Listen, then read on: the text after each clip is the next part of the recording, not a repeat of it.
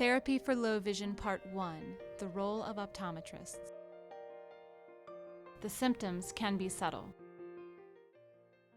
Jared Davies, Doctor of Optometry.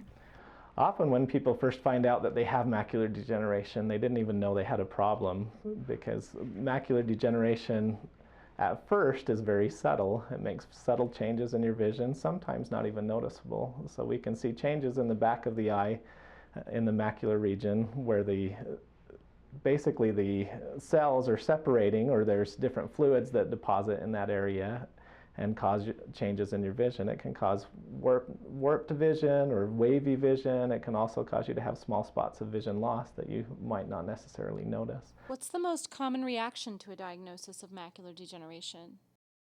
Jared Cooper, Doctor of Optometry. The biggest thing is people are fearful. Unfortunately, a lot of them don't know what their options are. And that's the scariest thing, is thinking that you're going to be inhibited from doing the things that you wanted to. How do you help someone who has macular degeneration?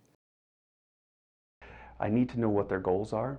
I need to understand more what the things that they are, that they enjoy, the things that they want to do. Some people enjoy watching television a lot, so we're going to cater more towards that. Some people are really into reading books. And so looking at specific activities that they want to continue doing is the way that we progress into helping them with their low vision needs. And the most important thing is just letting people know that if they are diagnosed with an eye condition or an eye disease, that life isn't over, that we can keep them seeing and still doing the things that they want to. Accommodative devices.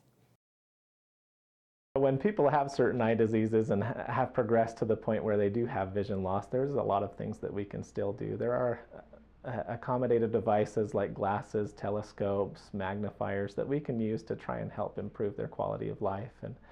And often someone is distraught by their lack of vision and they don't know how much we can do to improve it. There's also rehabilitative techniques that we can use to help train them to use the vision that they have left and be able to use it to their best potential. And many times we're going actually into people's homes, telling them about how different lighting can affect how they're seeing. We also do therapy that can help people be able to start to adapt more to their devices. There's a little bit of a learning curve, just like anything, and we have to teach people how to use them. This is something I implement quite a bit. It's a bioptic telescope. It's really a neat device, and how it works is that we've got, well, several different lenses to get people to see the things that they want to. Here on the bottom we incorporate a regular glasses prescription, and up here we have this telescopic correction.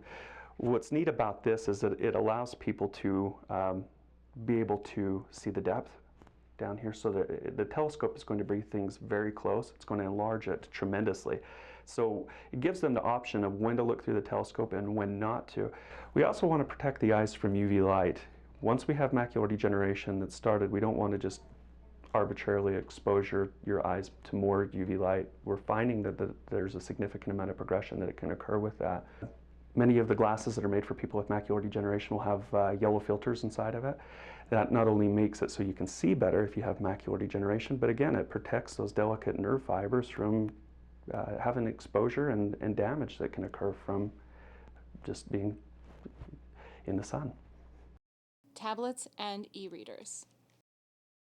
One thing that I do find that my patients that are in their 80s have utilized that's been pretty neat is many of them do very well with a Kindle or an iPad as far as being able to read.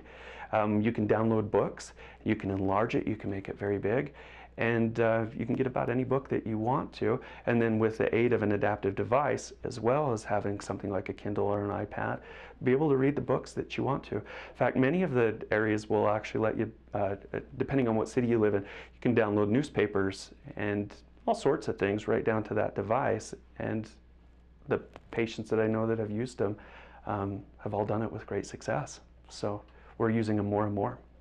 The role of research.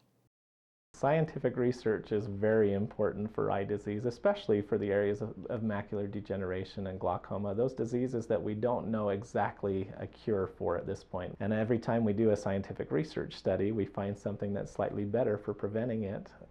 So the research is of great importance.